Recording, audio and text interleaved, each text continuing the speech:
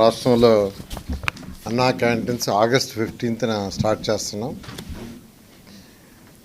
గత 2014-19 అప్పుడు ఈ అన్నా క్యాంటీన్స్ని పేదలు నిరుపేదల కోసం ప్రతి పేదవాడు కేవలం 5 రూపాయలతో చక్కటి భోజనం, ఆరోగ్యకరమైన భోజనం, మంచి ప్లేసులు అంటే తినే ప్లేస్ కూడా హైజీనిక్ గాను, తర్వాత చాలా ఆహ్లాదకరంగా ఉండాలని ఆ రోజు సీఎం గారు ఆదేశించడం, దానికి తగ్గట్టుగానే రాష్ట్రంలో 203 అన్నా క్యాంటీన్స్ యాక్చువల్గా ప్రారంభించడం జరిగింది. వాటిల్లో అంటే 203లో 183 యాక్చువల్గా వర్కింగ్కి వచ్చినాయి. దాదాపు ప్రతిరోజు 2,25,000 మంది భోంచేస్తున్నారు. 2,25,000 మంది. అటువంటి అన్నా క్యాంటీన్స్ని గత ప్రభుత్వం పూర్తిగా మూసేసింది. వాళ్ళు చేయదలుచుకుంటే రూపాయికి ఇచ్చుండొచ్చు, అంటే మేము 5 రూపాయలకి ఇస్తే రూపాయి కూడా ఇచ్చుండొచ్చు, కానీ ఒక కక్ష సాధింపుతో ఆ ప్రభుత్వం చేసింది.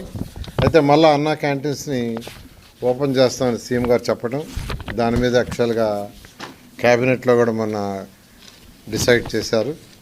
ఈ అన్నా క్యాంటీన్స్ సంబంధించి ఈ మున్సిపల్ శాఖ ఆల్రెడీ టెండర్లు, అంటే ఈ అన్నా క్యాంటీన్స్లో కొన్ని అన్నా క్యాంటీన్స్లో సెక్రటరియట్లు పెట్టారు, కొన్ని అన్నా క్యాంటీన్స్ని గోడౌన్లుగా పెట్టుకున్నారు, కొన్ని అన్నా క్యాంటీన్స్ని బ్లీచింగ్ పౌడర్ వేసుకోవటానికి పెట్టుకున్నారు.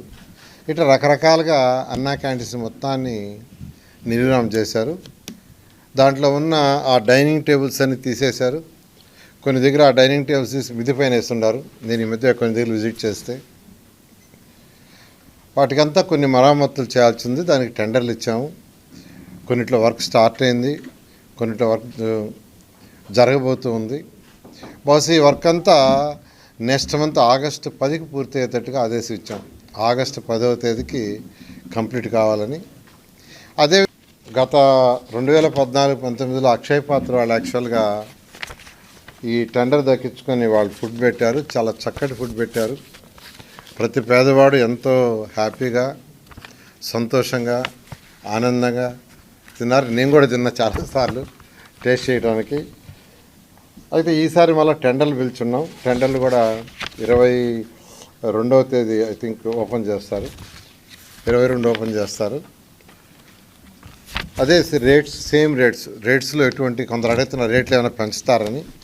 పెంచేది ఏం లేదు, సేమ్ రేట్స్ 5 రూపాయలతో యాక్చువల్గా బ్రేక్ఫాస్ట్ అయినా, లంచ్ అయినా, డిన్నర్ అయినా చేసే విధంగా చేయడం జరిగింది. అంతేకాకుండా అన్ని అన్నా క్యాంటీన్స్ ఒకే మోడల్, ఒకే స్టాండర్డ్.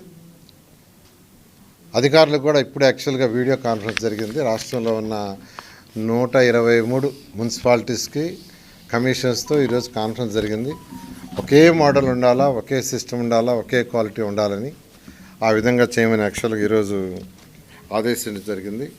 మరిన్ని అప్డేట్స్ కోసం మన HN9 టీవీ ఛానల్ని సబ్స్క్రైబ్ చేసుకోండి.